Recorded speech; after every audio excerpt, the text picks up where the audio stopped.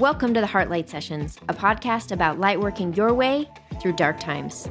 I'm Janae Halstead. I'm a singer-songwriter, holistic vocal coach, intuitive guide, and plant medicine facilitator. I'm also a survivor of childhood abuse, autoimmune issues, and my 30s. I'm on a lifelong healing journey, and along the way, I want to share the ideas and teachings that rock my world. Every week on Heartlight Sessions, I call in artists, healers, and thinkers to explore what's helped them live and thrive from a heart-centered place.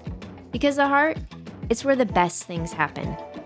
If you've ever wondered how to unlock your biggest breakthroughs or how to come back from that stuff that tried to kill you, you know the stuff I'm talking about, the stuff that's supposed to make you stronger. Or if you've ever wondered how to just do you straight from the heart, you're in the right place. So join me, won't you? Let's turn on that heart light. Turning on my heart light. 1,000 volts of sunshine. We are live. So excited. I have Lisa Lister here. Did you say Lisa or Lisa? Lisa, but you can say Lisa, you can say it however you want, but I say Lisa. Lisa Lister, and she is a best-selling author of Code Red, Love Your Lady Landscape, which changed my life, Presence, and Self-Sorcery. She is a visionary artist, several oracle decks that she's created in the she art realm. So we have the Sassy She Oracle, She Sirens Oracle, and then she has Self-Sorcery, which just came out this year, and that's on Hay House. And okay, I'm just gonna read the quote because I love this, because your bio is so huge, I can't cover it all. Crowned, the defender of female awesomeness by Cooler Magazine. Lisa offers support space, remembrance, spiritual guidance, cyclic maps, ceremony, and counsel to women who are exploring, navigating, and wanting to heal their relationship with their body, power, sex, creativity, pleasure, and passion in these interesting times. So that's you. And it just goes, the list of credentials goes on and on. It's amazing. I'm like, how did you do all this in one life already? I'm old and I haven't got kids. That no, you're young. Sweet one.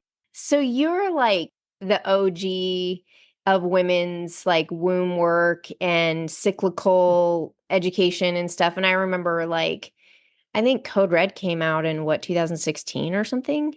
At first it came out in 2015. Yeah. Yeah.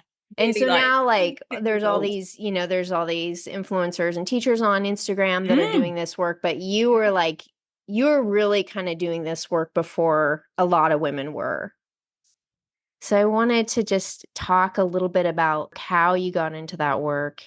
Yeah, cool. Thank you. Well, and I mean, whilst definitely I was treading the terrain while it was still considered very taboo, and definitely speaking to things that were being considered, when I was pitching that book, let's say, to publishers, they were like, no.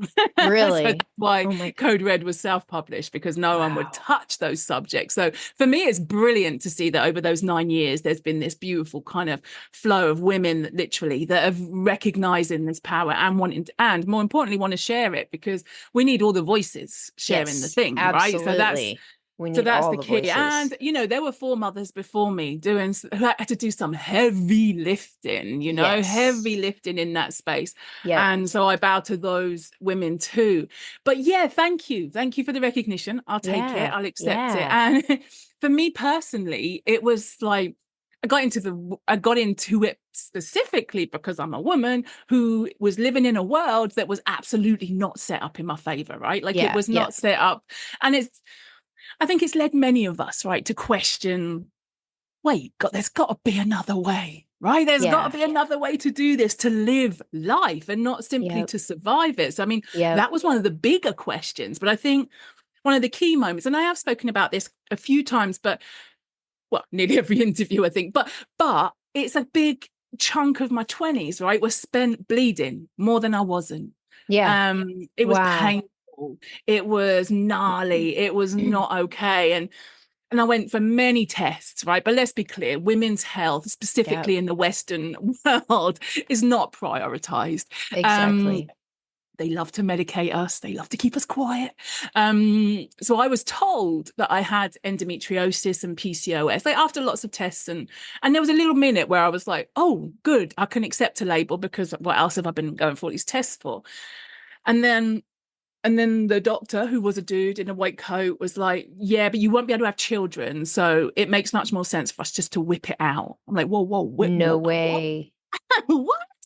And so thankfully, there was a voice, right? There was a voice that, what I now know to be my own oracular wisdom, power, Yes. knowing my intuitive self, that had me question it and was like, wait a minute. And I haven't stopped questioning it since. And Wow. that's led on to this, I don't know, she-led adventure, she quest of my own lady landscape, yes, but exploring what it is to be a woman in this body, and what it would look like for all of us if we remembered, right? Like if we remembered that we were magic, if we remembered like our power, our medicine, our cyclical wisdom, our voice, the work that you do so Yeah. beautifully. Like if we Yeah. remember like how to use that and how it's so Yep. connected to Yes. our kind of womb magic and medicine too. Yeah. And through that, I mean, my work has become that. It's become the experience of being a woman who's very curious about figuring out how to navigate a world that's not been set up in our favor, and what it would be like to create a new one, what Yeah. it would be like to create new systems that are set up in our favor, that want us to create, that want us to thrive, that don't want us just to simply survive, right? Yes. Yes. It's interesting because I'm just seeing the conversations now about, how the medical system has been, not set up, and all the testing, even on medications, has been on Right, men. It's so right. great. Medications for women tested on men, and just the, going to the doctor with, endometriosis and being told that you know, Only you're, option, he said, yeah, the only option. yeah. Or that you're, there's something wrong with you. You've got, it Right. used to be hysteria, and now it's Yes, like exactly, you're exactly. depressed, or you're, Yes. or your stomach issues are because you're anxious, or, Right. and it's like the gaslighting just has to stop. And so I agree, like the amount of women now that are rising up and educating, Mm, it's so yes. powerful. And I find, like, I started doing the cyclical research just around, like, um doing the voice education work for women, and I started Mm. to get really curious about it. And We love the I curiosity. I know it takes you down the road. And for me, like, I went into menopause early, Right. like, from hypothyroidism, and it, Oh, like, okay. yeah, so I was like full blown menopause at age 40. And I'm Wow. 48 now. I haven't had a period in 8 years. And Mm. so for me, it's been kind of a reclamation of trying to Yes. find my femininity without having my flow. And, like, I miss my flow. It's really interesting. But in that, like, I started kind of doing the research for the cyclical nature of, like, our bleeds, based on trying to help my clients. Mm. Yeah, right. And what I found was, when I would talk even about birth control with women and how damaging that was, there was, like, such a huge backlash of anger, especially with, like, women that were kind of older in, like, the sort of like the boomer era.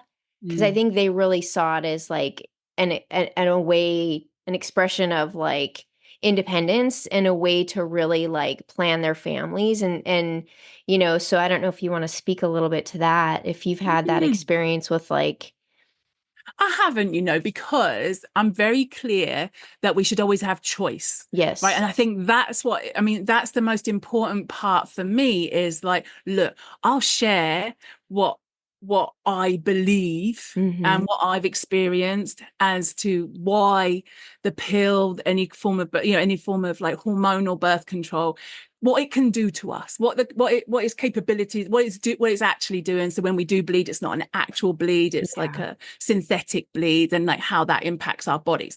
Then all I care about is us having informed choices. Yes. I want you to make an informed choice about your body, trusting what it is you need, because there are some people that have still got to work in a society that is not set up in their favor. So therefore they're having to use some of these tools.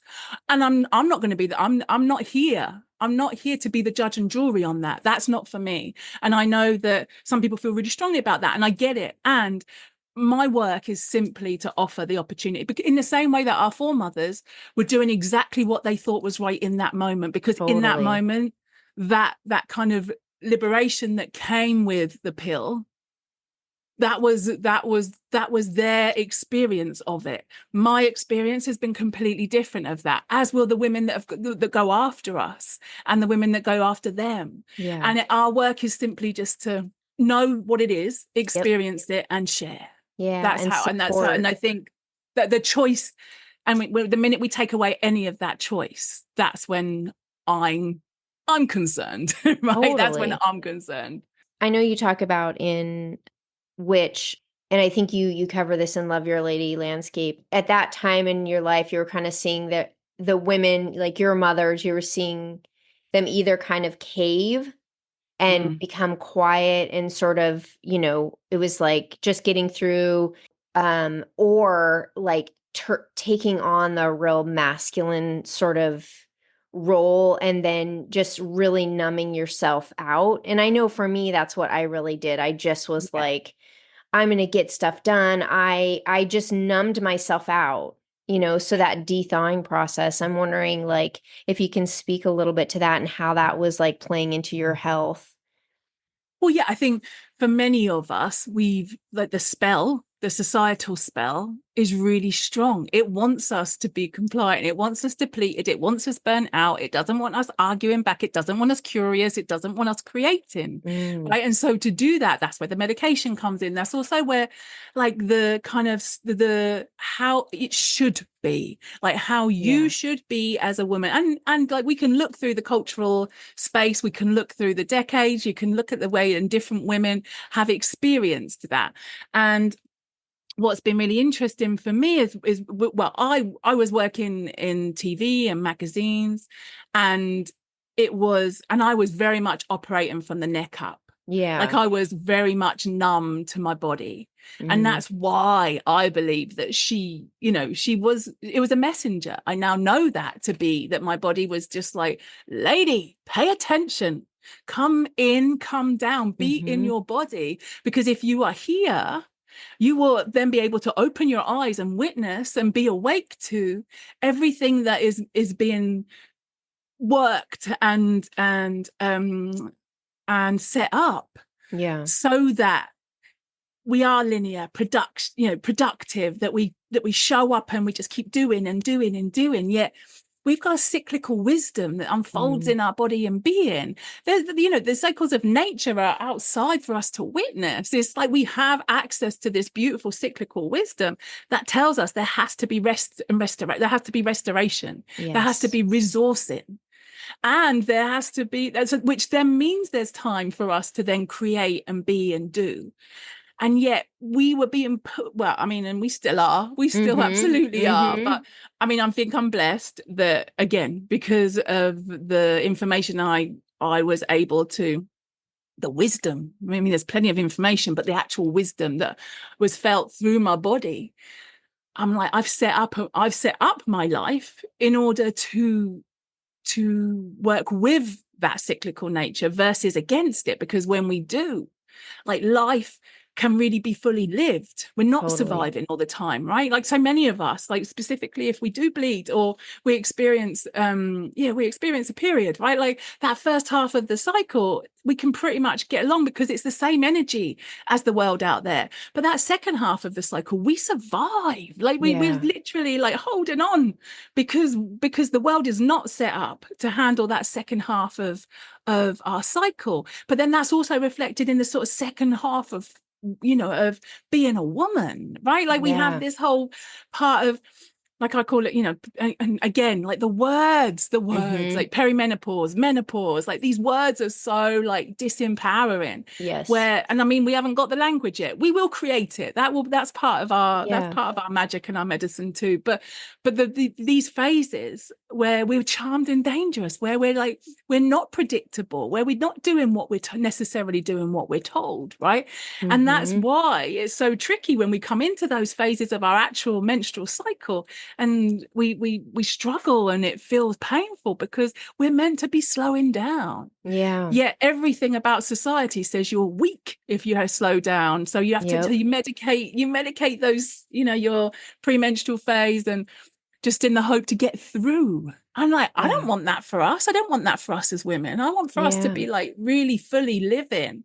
And it sounds utopian. It's not. It's like it's actually possible. And like I say, yes, I don't have children, right? I'm always hands up to that. And like I simply share the wisdom so that you can make different choices, so that you can simply make different choices about the experience, about like, do you know what? I'm just not going to, even if we just take our work level down a notch Mm-hmm. in that premenstrual phase, right? Like, even if Yep. we're just able to go, like, I'm just going to do, like, instead of going full beam, I'm just going to take it down a few notches. Yeah. Even if on the day of your period, no one's saying you have to do a big ceremony and Yeah. make it like a ritual. I mean, you absolutely can. I'm here for Yep. it. Um, but if that's not your jam, like just simply the recognition that, like, oh, my body's releasing. All right, cool. Like, what does it want to release? What else is going on in this body that wants to be Totally. released with that? Because we have access to that. And it's just like, if Absolutely. there's been some stuff that's gone on throughout that month where you're like, do you know what? That was heavy. You just Yeah. ask for it to be released with that bleed. And Exactly. we have access to these beautiful release mechanisms in our body that wants to help us to thrive. It wants to help us to thrive. So if we release, it means that Absolutely. when we start the next cycle, we're able to do it with like new and energy, because we've rested, because we've also acknowledged. The acknowledgement is so important, so important. I think it's like 99% of the, it's like you said, if you like you're a mom, you can't slow down or you've got Right. like you're juggling like a bajillion things. I do believe that acknowledgement of even knowing what those seasons are like, what those cycles are like, and knowing that, okay, I'm in my phase or my release phase. Okay, that awareness of like just being in tune with your body, you know, is like, oh my gosh, it's freedom. It's Yeah. like your body then knows, like the intelligence of the female body knows that you're working with it the best you can, you know? Just beautiful. And we do, and that's our magic, right? So we're Yeah. not talking necessarily about spells and herbs and all that good stuff, which we Yeah. absolutely can, and I do.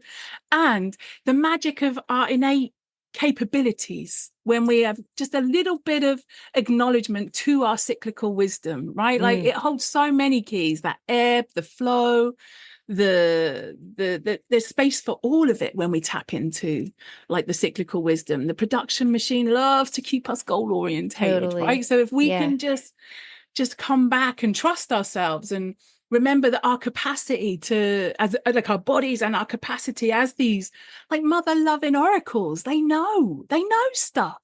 Yeah. And if we can trust ourselves, which is so tricky, because we've been told these bodies aren't safe, Yep. right? We've been told it's not safe to be here, so why would we trust ourselves?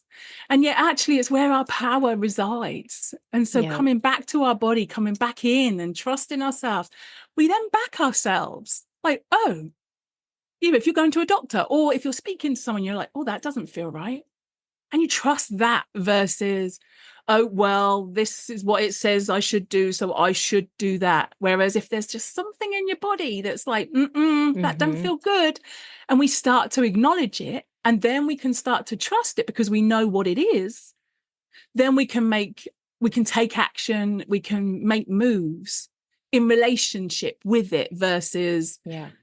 and so many of us, I wrote about this in presence, but it was like, so many for me, I was like, well, that's all very well and good, like, to my own advice at some Yeah. points, but that can just feel like anxiety, right? Like, so if I'm anxious, then I don't know how to tell what's my own body wisdom and what's just like my body just tensing up and creating some armor and not wanting to be in the world.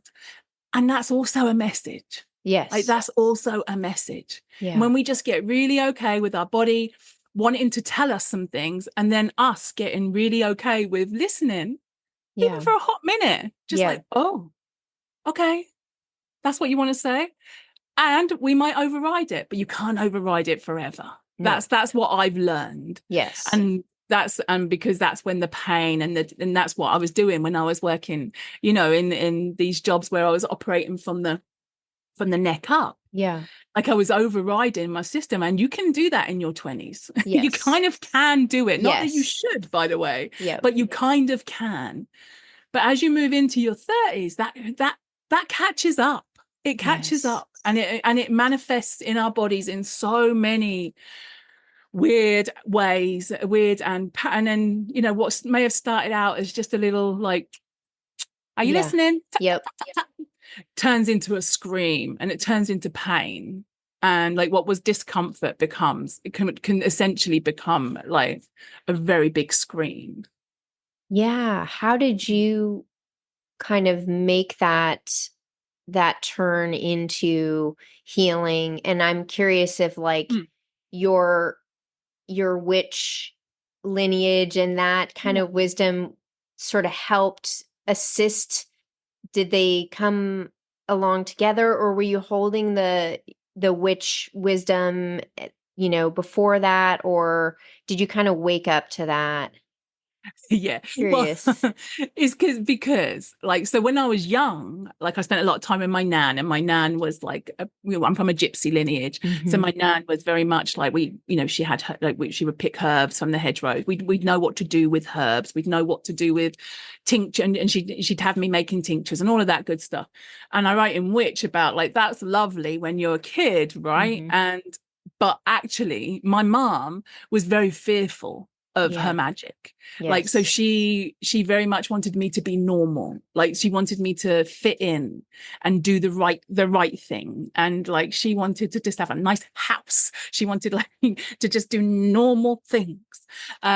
Because that was her wound, right? That was Yeah. her response to what we were talking about earlier, like, to the kind of magic is a bit scary. Yeah. And actually, if you stand out, if you speak too loud, if you, like, we all carry that wound. It just Yep. so happens that in my lineage, it is like amplified. Yeah. Because it's still one of the kind of lineages where it's totally okay to call people names. It's totally okay to not let those people do what they're meant to, like, what they're here to do, which is to travel, which is Yeah. to like look after the land, Yeah. um, tend to and love on the land. And so, yeah, my mum was very much like, we are out, we're not doing that, we're doing this normal. And so, like, my nan would always say, don't tell your ma, don't tell your ma. And then I just got interested in boys and boy bands and Yeah. kissing and stuff, right? So I Yeah. was like, I don't want to be doing any of that stuff. But it wasn't until my nan left her body Got that it. and that coincided with my endometriosis Wow. diagnosis. And none of these things are coincidence. That's what we do end up realizing. And none of these things, Exactly. like, that's the beauty of being a woman, is that we have these gorgeous, and a human, right, as well, that there's this beautiful synchronistic element if we let magic be present in our being and our bodies. Like, we are then able to witness, like, oh, okay, so my nan became much louder Mm. and then it and in dream time, and it just became very much a presence. Like, my nan became very much a presence in reminding me, like, you know, like, you Mm. already know what to do here. You already know this stuff. And it was just having to, I'm writing a book called Witch, which my mama would have been like, absolutely not to. Like, she Mm. would have, like, that would have been the very worst thing. Yeah. Was part of my work to lift, to respell and retell like my story as a woman, my story as a lineage, to heal that lineage, Mm. because my mama was holding on to a lot, and I was in my mama's womb when she was in my nana's womb, when Yep. my nan was told that she had to leave Ireland because she had a baby illegitimately, right? Which I don't think is any coincidence as to why I've not had babies this lifetime, because that Mm. fear Yeah. is so strong in me. Mm. So potentially, and that's, again, this is my belief, right, that we are carrying in our mitochondria and our DNA and our beings these wounds that create behaviors this lifetime. And so for me, it was like part of that respelling process and lifting my own familial but also societal spell, was to write a book which felt quite defiant, like Mm. which like just claiming a word Mm. that is not used in the loveliest terminology when describing specifically women, when so Yes. many of us who have like European heritage would have, and well, I mean, it goes across many cultures, I know, Yep. but in terms of the witch trials specifically, right?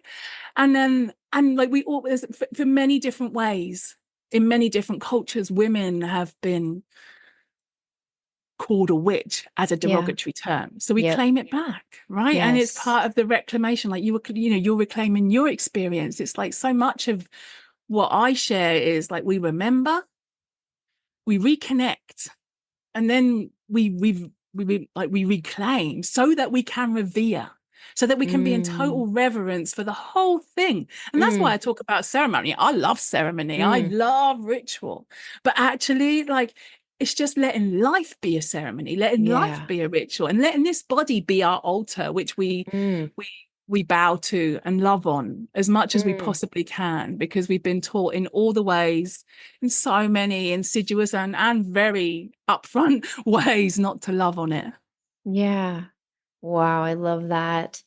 I love this story, and I'm so curious, like, when this healing process started to happen, Mm. what was the catalyst or what was the switch that kind of, I don't know if it came like an epiphany or if it just started like pouring out of you? Because now you're just oozing like this creativity. It's just prolific. 3 oracle decks, books, it's like, endless trainings and holding space for women, and so I'm just curious like how Mm. that looked for you when you were Oh, well, younger. I still very much, because of my lineage, but also because of the story we're told, I still very much like have to fight the imposter syndrome on Mm. that. And it's like a dance. And it's also like, it's that defiantness that I keep thinking. And I feel like it's a defiant act, because like, to create in a world where we've been told that the creator is outside of us, and that actually that looks like a little bit like a dude, Mm. um and so that almost disconnects us, removes us from our innate birthright as Mm. creatrixes, right? Mm. Like, to create, whether that is a baby, whether that is life, whether that is a home, a business, a book, a piece of art, a set of art, like a life of art, like whatever that looks and feels like for you.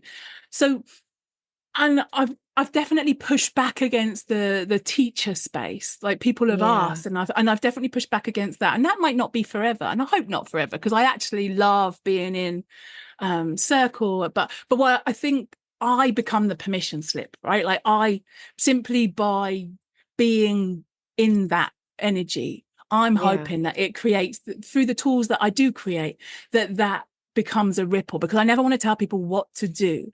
I just want people Mhm. to remember what's possible. Yeah. And like, people, I've been told, like, a woman in my body shape, like, I don't fit the beauty standards. So actually, like, what would you be doing, like, speaking out? And I was mute for a big part of my life. Well, when I was younger, there was a chunk of my life I was mute for. Um, and so speaking out is never comfortable, but I've had to practice. And I'm also like, I'm not a walking soundbite, right? Like, I'm not Yeah. that human. I'm not polished, but I want to give people permission like people used to always like, oh, you're too close to the microphone, you're clicking, you're doing this, you're doing that. I'm like, I don't care. Like, I don't care, because you're lucky I'm even showing up to do this. Like, this is so painful for me that I had, like, the healing comes through the keep showing up, from the failing, from the messing up, from the saying the wrong thing, from being misunderstood, which is the fear that so many of us have anyway, right? Like, this is why so many of us don't speak out loud. It's why so So many of us don't much. write the book. It's why so many of us don't make the art, because of what people might say, because of what people might think. And like, I just want to be the permission slip to do it anyway. I love that. I mean, I love speaking on just having to be comfortable with imposter syndrome and address it. Right. For me, your book, which has been so profound for me. And I've released a lot of music, I'm doing this work, and I was like, something is holding me back from really properly doing this work. Yeah. And, it's still that imposter syndrome. And I think the key is just like you said, it's getting comfortable with it. And it's not comfortable. So it's just being like, okay, you're here, this imposter syndrome, and you may never go away. And, Right. I've gone through released 5 albums and then was like, I'm still in so much pain. Like, Right. of this daily, and the more I really want to birth who I am as I'm exploring myself, as I'm exploring my body and my wisdom, the more I want to birth who I am, the more Yes. uncomfortable that gets. Right. And I haven't got any answers to that Yeah. either. And I don't imagine you have either. Right. And this is it, because people can tell you, you could do X, Y, and Z. You could try this, that, and the other. And if that's your experience, that's where the medicine is. Yes. Right. For me, there's so much. And I love what you're saying, like 5 albums on and it's still uncomfortable. Now, there must be moments of something, because the call, right? That siren call that makes you want Mm-hmm. to make that music, share that in the world, create, is louder than the fear. And that might be like for a small nanosecond. That Mm-hmm. might just be momentary, fleeting, but it's enough to move us through. And that's easier to access when we are able and when we trust ourselves. Because, like you say, it ain't always safe to be in our bodies. It isn't always Yeah. safe to share this in the world. It isn't. And I can't say we're ever going to get to a place that's true. And I still want you to come with all of your biggest dreams, with all of your music, with all of the words, the poetry, the passion, the art that is necessary and needed in order for us to create what's coming next, right? And we need Yes. that energy, we need that passion. So we have to be each other's permission slips. We have to recognize those moments. And then we jump on board. Like, we jump on board, that little bit of courage, that little bit of passion that becomes, and then we tend to it. And Mm. that's what self sorcery is for me. It's like when we Yeah. have those moments, those little flickering moments of like, I might be able to do this. I've got this idea. This is something I'm really passionate about. And we jump on it. And yes, the Mm. fear has, and this is what I mean about when we self source, we create some capacity for both to be present at the same time. Love So, it. yes, that fear can be there. It can be there. And we go, I see you. And it comes back to that acknowledgement, right? I see you. Like, yes. And I'm still going to create, Yes. because the call up, the call through is louder, the passion, and we let it, and we have, and that's a cultivation. I'm not saying it's easy. I'm not saying it's Totally. like, oh, and like I say, it's very fleeting at the beginning, especially if our bodies have held anxiety, grief, trauma, all of these things, like, to trust a fleeting moment, a spark of an idea, and then Mm. to tend to it and to cultivate it and turn it in and let it become something. It's like a practice of containment. And for me, this is Yes. like the very best kind of magic, right? It's a very Right. feminine magic. And it's like, I talk about it in self sorcery, because it sounds like we're taming our magic, like we're keeping it to ourselves.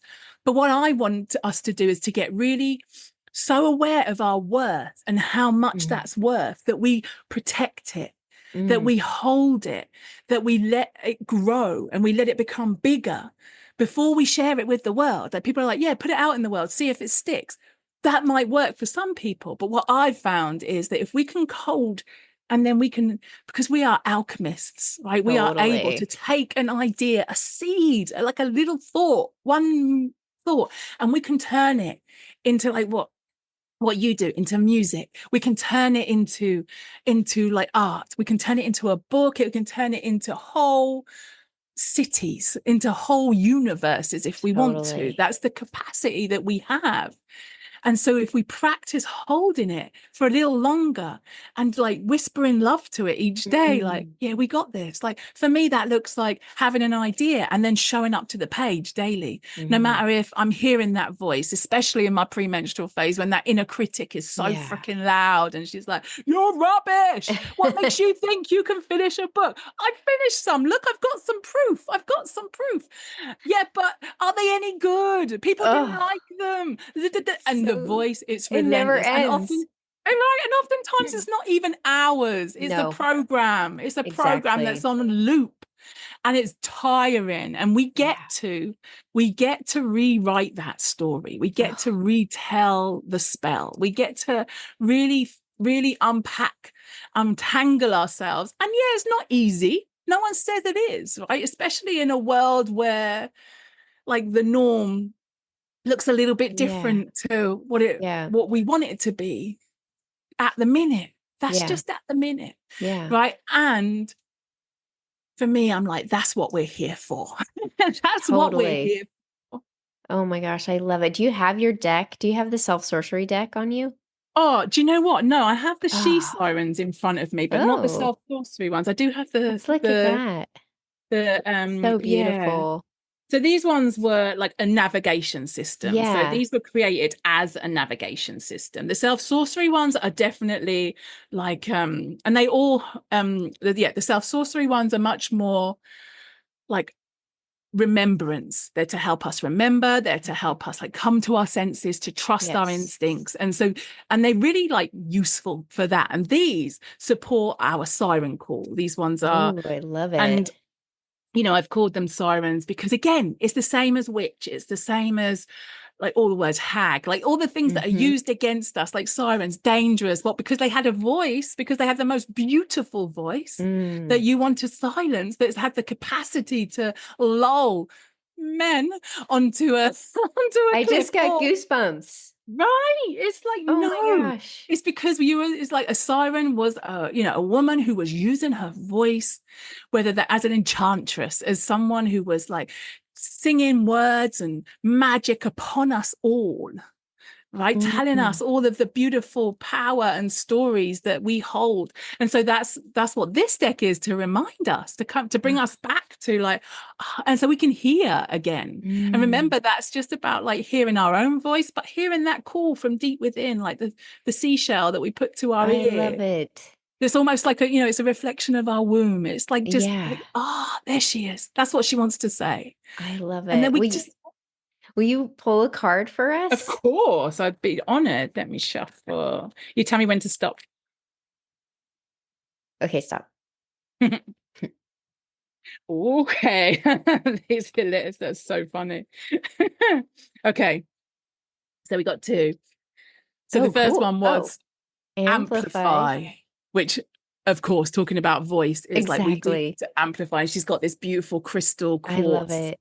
at her Oh, throat, and she's got this staring beautiful, and these are real, for the majority of all my decks, like I have archetypal and real yeah. women. So these are Yeah. women that I know and love, or Oh, I've experienced, or who have I been in circles with me. And so this is a gorgeous Ray, and she tells stories as well. So like I know her as a human. So when we work with these cards, we're working with their magic too, with yes. those humans' magic as well as Oh, I our love own. that. So yeah, so this is amplify.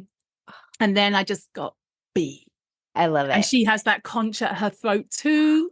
And it's almost like these are the symbols that we're being asked to remember. So like Yes. like that kind of Oh. remembrance that we are from the water, that we do tell stories, that we are, and that we must share from that throat space, that we I must sing love our that. song. And our songs will all be different. And that's Yes. definitely something I share in the little guidebook here. It's like our songs will be different, Mm. but they will all hold like a frequency that Mm. wants to connect us all so that we all have this amplification of remembrance. A goosebumps again. This is something that I think is so important that I try to convey to women, that like your frequency, your sound code is Yes. is your own medicine, your own gift, but then that sound code goes out into the universe and starts to shape and heal, and and it's so important for each of us to understand the uniqueness of that code, of that sound frequency. It's so vital and so important. And can you speak a little bit more to, because I think for a lot of us, me included, like I think, oh, well, I can't sing. And when you're talking about sound frequency, like maybe people think it's about just, and I don't mean just, I Yeah. don't, singing. Yep. Yeah, and it's really about, for one, the throat is a portal, just like the womb is a portal. And that's the portal to the outer expression. And so when we start to open that space and get in touch and move sound frequency through, it opens the channel, and it opens us to our own medicine, our own very special, like I said, our own frequency. It opens us to our auric container. It Nice. opens us to all of our wisdom, just the same as the womb. And so a lot of what I do is just getting women to run the vowel sound, or run a sound up Yes. through the Oh. body, up through the channel, up through the bottom of the, pelvic floor, and opening that Mm. up. And when that happens, I've seen so many women that I've worked with that have gotten like raises, or, have, their marriages have improved vastly. They started speaking up for themselves. They became more outward facing in their business. They shifted, like it's that same aspect of like a self-acknowledgement. It's a key to, like, just as we understand our cyclical, wisdom, it's another key to the door of like understanding who we are, Yeah. So I you just think know? as well, like I just want to add to that is that this throat, I mean, and you'll know, I'm just thinking it's really beautiful to share with everyone, is that we have like, our throat, and you were just talking about how that's how we express. It's also like, the vaginal wall. It's such a Totally. similar, like, it's as above, so below, right? Totally. So if we're making sound here, if we're tight and restricted here, if our voice is so restricted and tight and held back, if we hold it back here, I can guarantee that's happening down there too. 100%. And so if we can make sound and move and let ourselves share from and express through that throat chakra what is able to express and soften and expand and create more space for in our womb and our vagina and our vulva space too, is like let that Exactly. vibration that happens here and in our jaws happen in our hips Yeah. and in our whole like lady landscape. Magic, like Magic. and that's what I mean, is like we can talk about spells, we can talk about, Yeah. but like that sound current for me has been one of the most potent, and it's free, It's right? Like we free. It's can make medicine. sound. It's absolute medicine that we have, and that's why the sirens are so important to me, is because they have tried throughout millennia, throughout history, to silence us, to Yes. find ways to malign us, to find ways to keep us quiet. Yep. Yep. Shush us. Yep. And it's like, no more. We No have more. to practice. And it's a practice. I'm not saying Yep. it's super easy, but we have to find ways to practice. And this is just one of them. Like, just making Yeah. that sound. Oh, Yeah. It's so interesting for me because I have really, really struggled with, you can be a singer. I've been a singer my whole life. mm, Singing is my thing, my throat chakra, it's everything. But you can still really struggle. So, your book for me, was so life-changing because I could always remember, I couldn't remember. There's just something that was like, it was terror so deep in my body to Yes, that's a speak my beautiful truth. word for it as well. Such a I, beautiful yeah, word. and so for me to like create boundaries, to speak my truth, and it was like, yeah, sure, I could sing all day, I could speak all day, but I couldn't hold a boundary, or I couldn't Mm. really say what I wanted. And when it came down to that, it was like, it was just all of a sudden I would be like, my body is so in danger right now if I speak my truth. And, I don't know if it was from my childhood, but, I have, it could be many things. It could be my childhood. It could be my ancestral lineage. It could Mm. be, I feel like I have something deep within me that remembers being like having a chain around my neck in a Right. previous life. So Mm. for me to be working actively with the voice and still have that terror. And then like for me reading your book and being like, okay, this is real. And this is like, there's a part of me that so wanted to like, I am that witch, And it's like to give myself permission, and it doesn't Yeah. necessarily even have to be the term witch, but to come out No, and be like the seer or and for me to give myself permission to even say that to myself. and I say in the book, actually, like even saying the word witch Yeah. over and over again, like Yeah. letting it roll around your tongue, letting it be in your mouth. And like it unlocks. I mean, I've always struggled with jaw pain, like Yeah. because I'm just keeping my mouth shut the whole Yep. time because I'm so fearful of having my tongue cut again this Yes. lifetime, right? Yes. And then and I promise there's all of us. It's a very real wound in our DNA, Yes. and it's archetypal, and it's perpetuated by a societal spell, and potentially it's in our lineage, right? So that's what I mean, and that's why it's never about, oh, there's just one way we can fix it, or we just go, oh, it's a lineage thing. Yeah. It's like, no, it's deeper, and it's also like, I don't want to make light of it, but also we can change it up. Yes. And that's part of it, is like yes, there is fear. Yes, there is terror, like actual terror, magical Mhm. terror, because even when Mhm. you do use your voice, it's almost like we remember, like, oh, well, how powerful that could be. Mhm. For me, it's not always about like keeping my mouth shut because I'm worried what someone will say. I'm worried about how powerful I will be Ooh.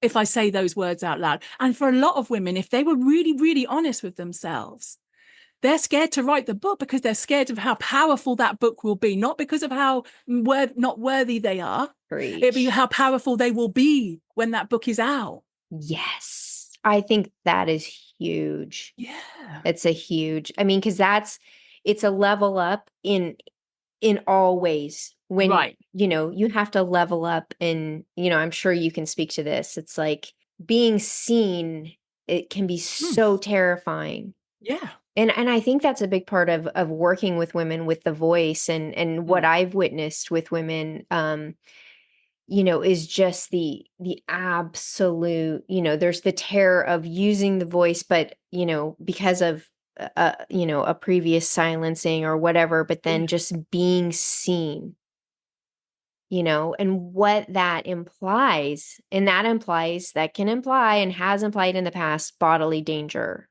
Yes. you know? A very real danger as well. Yeah. Like you say, there's the there's the memory, and there's this very real and present Yeah. danger. So, Yeah. and I think that's so important to witness, to recognize, which is why we go so slow, which is why we take Yes. everything and we keep Yes. coming back to how we're feeling in that minute. And if it's too scary in that minute, we don't do it.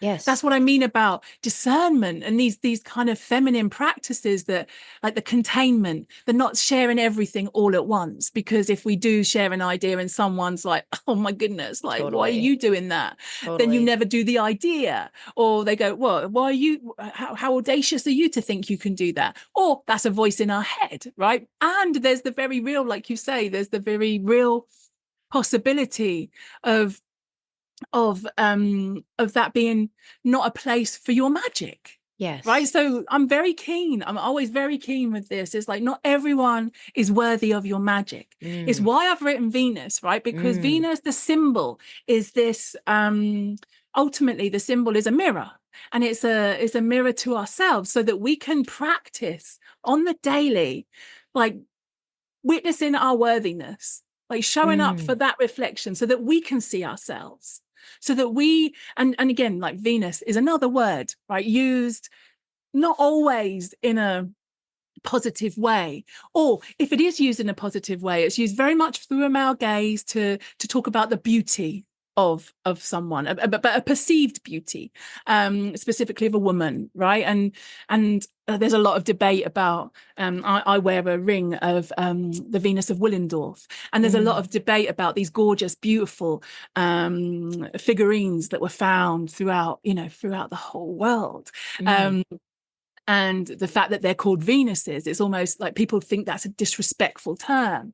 And I totally get that. And in the same way as I have with Witch and with the Sirens, it's like, for me, it's a claim back. It's like, we get to write the Venus story. We get to tell how this part is going to play out, and we get to do that through our voices, through how we create, through how we show up, through using archetypal women that have gone before, real, imagined, like, and like the archetypal wisdom of these women that have gone before us, who have held this frequency of Venus, which is a love frequency, but it's our frequency. It's a deeply feminine frequency that will always take us back to love.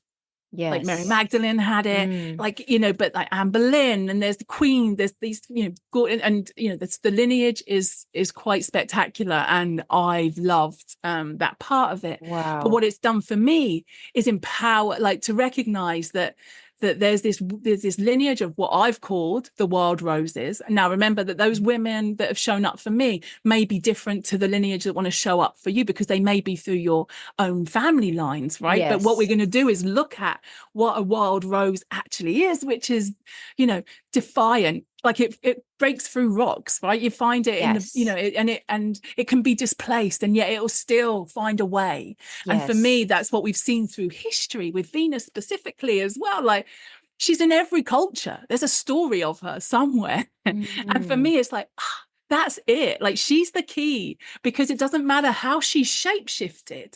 She's found a way to maintain that frequency of love, so that we've always got a string to hold on to, whether that's a piece of art, whether that's a woman in history, whether that's someone that we're drawn to, because like so many women are trying to figure out, like, match the dots, like figure out, like, how does that one, like, why do I like mermaids, and why do I like Mary Magdalene, and why don't I kind of fit with the traditional, like, feminine spirituality where I'm wearing a floaty dress and doing all those things? Like, why am I like why am I a powerhouse, and why does that feel like I should be just like giving myself over to the flow? But actually, like, I'm a creative. I want to do things. I want to make things. I want to, so all of these things. And I think I don't think, I'm going to be bold and audacious and say, I feel that this joins the dots. Oh, I love it. It has for me. It definitely has for me. And were you doing research connecting these dots, and as you were writing the book? Like, because I was so, like, I wrote Self Sorcery, and as I was writing Self Sorcery, the Venus cycle, I mean, I have the Venus cycle tattooed on me, the planetary cycle, because she's so many things, right? She's a planet. She's like, she's these potentially these figurines, which people are very cross that they're called Venus, and I'm just like, I'm fascinated. Like, what's the fascination? And for me, that just, like we said at the beginning, like curiosity, fascination, let that be what drives us, right? Totally. And that became bigger than, like, who do I think I am for writing a book about Venus? And I'm like, well, I've studied this all my life. Like, it was my mama who showed me that the evening star Venus was a different, like, there was a morning star Venus and an evening star Venus, and that they had a different energy, and that they were in the sky at one, so the evening star Venus is available for 9 months, and then the other, the morning star Venus, and then there's this Venus in the underworld phase, and then there's a Venus retrograde, and now it's like, oh, we can use that cycle. So if we're, if you're someone that's been interested in the menstrual cycle, or you don't bleed anymore, right? Or you have what I found it's really beautiful for, and what I found through self-sorcery, which was my own healing practice of really finding a way. Like I needed a way to remember. I needed some tools, but also Yeah. but also it was a very feminine magic, right? So and it felt more grown up. It felt like witch was very much like, look, this is why people, like, this is what we're doing. Yes. And this is why we're getting into formation. This is why we're figuring it out. Like Yeah. self-sorcery became a way of understanding for me. And it was very hard because it's so feminine and it's hard to capture. It doesn't want to be captured. It doesn't want to be written Yes. about. It wants to be felt. It wants to be experienced. And then so the Venus cycle became this beautiful way to really have a lived experience, to really witness these phases, which like take you on a descent. They bring you down. They bring you into your body. It's those months, and it's months, right? There's like a 19-month cycle in a bigger 8-year cycle. So you have the capacity Wow. to then really create something, to really be present too. And like, it's a nice container. Like, it's just such a potent container. Brings you in, brings you down, strips you bare of everything you don't need, roots you into what matters, so that as you rise, as you kind of ascend, like she does as an evening star, so morning star, she's coming down. I think of her like Joan of Arc, like a real kind of warrior, wanting to get really clear, like cut through anything that's not serving, that's not showing up. And then we come down into this like Venus in the underworld, which is like where you're with Ma of the dark matter, because she wants you in your womb space. She wants you down and in the dirt, and she wants you bare. She doesn't want you with any kind of adornments. She wants you true and real. And then we can make real, true foundational roots there, so that when you do rise, you can do that strong. You can do that knowing that you can flourish because you're rooted in something that matters. Like matter, like, so your roots, so you're then able to come up. And then, like, for me, that's how I'm able to even, I'm talking about this in such an audacious, I feel, for me, and it's not because, but for me, it's quite an audacious way to really own that this actual book, I feel like, is so important, and I want to share it without like any shame or apology. Like, so many of us struggle, don't we, to like, oh, I don't want to share my book. I don't want to tell you about the thing that I've created, which you've spent all of so much love and energy and passion into, when there are people doing very mediocre stuff, and they're very happy to do that. So I want us to really, like, that's what the mirror part, right? And that was a very long-winded way of saying that we have this mirror, this Venusian mirror that wants to reflect back to us what we're worth, so that we then get very, not protective, but what I mean is, like, we learn discernment. We learn when to keep, like, to contain our magic, when to reveal, when to conceal. And then we can start getting really, like, effective with, like, so we're not necessarily putting ourselves, like, don't put yourself in danger just because, like, you're declaring yourself a witch, or you're declaring yourself like, oh, I'm here. It's like, don't, we practice the discernment, because not everyone deserves your magic, not because we're protecting ourselves from safety. And that's the mirror I want to hold up, is like, no, don't let the world keep telling you that you've got to be fearful of everything. Turn that mirror on yourself and be like, you'll be lucky to have my magic. This is so brilliant. Oh my gosh, I cannot wait to read this book. Good. September 24th. Can't wait for you to have it. It's coming out on Hay House UK, or all over Hay House International. International, baby. Cannot wait. This is so amazing. Oh my gosh, I feel like we could go on and on and on and on. Me too. It's so brilliant. Thank you for this. It's been gorgeous. It's been so gorgeous. Thank you. Favorite Nick Cave album? Well, I won't say album, but I will say song. Okay. Into My Arms, because I don't think it's fair. I don't think it's fair. But my favorite song is Into My Arms by Nick Cave, because there's when I was at college, maybe university, and this will age me, a really hot Irish boy that I was having a situation with made me a mixtape with it on. And like, every time I hear it now, it just, like, there's just such love there. It's just like but that teen, like not like, but not I wasn't a teenager, but like later, like that sort of early, like late teen, early 20s, like that, like first, and it just like, and obviously his voice is it and gorgeous and all of the things and magical. But yeah, I would say Into My Arms. Love it. Me too. I think The Boatman's Call is probably my favorite Nick Cave album, which has got Into My Arms. You're brave. I was going to say you're brave for declaring one, because I'm like, what if he makes more? I don't want it down anywhere in history that I've declared that one when something else comes out.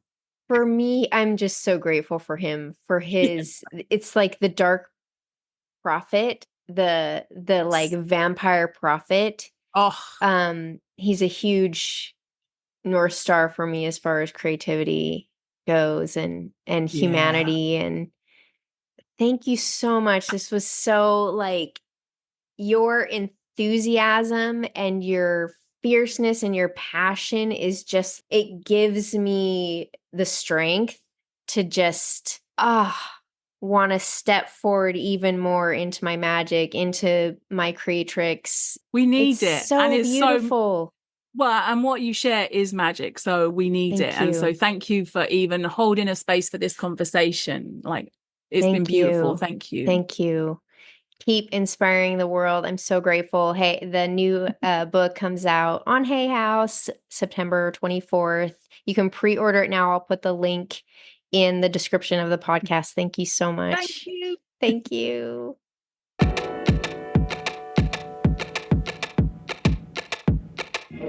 The Heartlight Sessions podcast is executive produced and hosted by me, Janae Halstead. It's edited, mixed, and mastered by me too. And that theme song you hear, it's called Heartlight. And yep, you guessed it, it's from my record Disposable Love. Got questions about a certain healing modality? Or about heart-centered healing? Or maybe you just need some advice on life, love, or creativity? Send it my way. Email me at letters@heartlightpodcast.com. Until next time, I'm Janae Halstead, and thanks for listening to Heartlight Sessions. Turning on my heartlight, 1,000 volts of sunshine.